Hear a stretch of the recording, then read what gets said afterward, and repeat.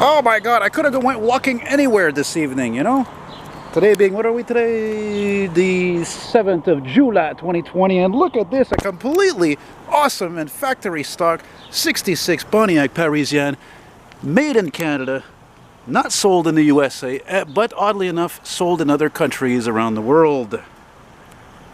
That is one of the most awesome designs that GM ever came out with, let alone any car make for that matter. That is amazing. Easy, man. Go right ahead. You'll only add to this beauty of this video 283 V8, right? Probably a 283.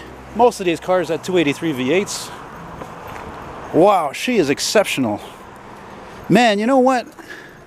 She's even got the those tires even look like the correct white wall size tire. The style of the white wall is like, wow, look at that, twin antennas. God damn. Okay, I've made it a point now. Every time I see a car that I absolutely love, now forget that I'm visually impaired and I can't drive legally, but this is exactly what I would buy. Exactly. 4-door hardtop, 2-door hardtop, sedan, convertible, a wagon. Of course, the safari wagons, they're not common at all. Surely not a car from around here, from this fucking ghetto, that's for sure. Whoa, whoa, whoa, wow. Does she have a tint on the glass? No, factory tint. And of course, I had a, oh man, almost 20 years ago, I had a 65 LeSabre, but there was no point in keeping it because I'm visually impaired, as I just mentioned. And oddly enough, my Buick had seat covers like that too. Wow. You know, this reminds me of a gold custom sport that I filmed a couple of years ago at a show in Brossard. Oh my fucking god, is it ever hot tonight? Oof. Oy, oy, oy. Okay, sorry, okay, even if the owner sees this, m'excuse le, but this is really fucking stupid. How can you have a car that's completely factory correct stock, right down to the wiper blades, and you have these stupid fucking hood pins? Who the fuck put that on there? I have no idea. I got a feeling it's not the guy who owns it currently, because some people are so fucking dumb they shouldn't even have an old car because they have a tendency to fuck it up. And it's too bad that white piece of shit Mazda, whatever the fuck it is behind this thing. And what's behind me? The opposite of this. That's crap. Yes, Nova's crap. And doesn't she seem to be fitting with those iconic Montreal exterior staircases here in my hood of Hochelaga, where I've been living in for 7 years, where I still find old cars, I'm happy to say. But you know, something funny about this car though. What's with those hash marks on the front fender there? This looks like a bit more like an executive.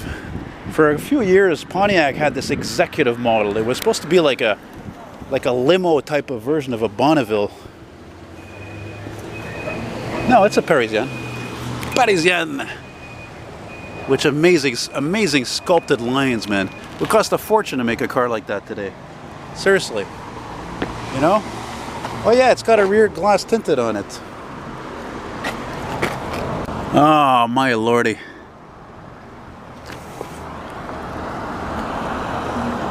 This is one of the great things about these cars, that they sold so well back in those years, 63, 4, 5, 6, 7, 8, 9.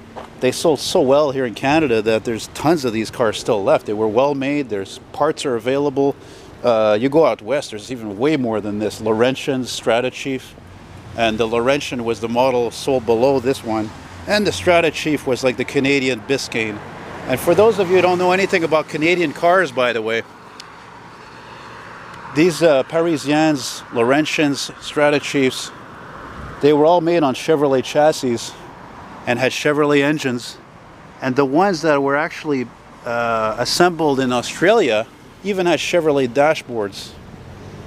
Well, that is an awesome sighting. Man, like I said, I could have went fucking walking around anywhere this evening, and I see this greatness, you know, which almost makes up for the fact that there's no classic car shows this year, sadly.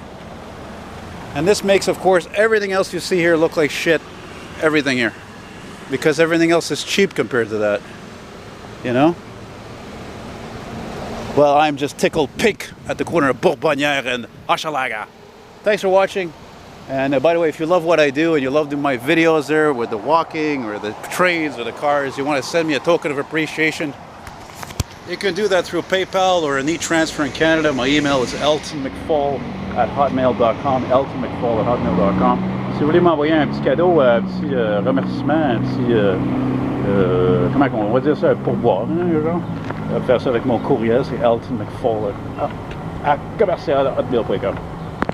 Par PayPal ou transfert. Merci beaucoup, thank you very much. Bonne journée, hasta luego.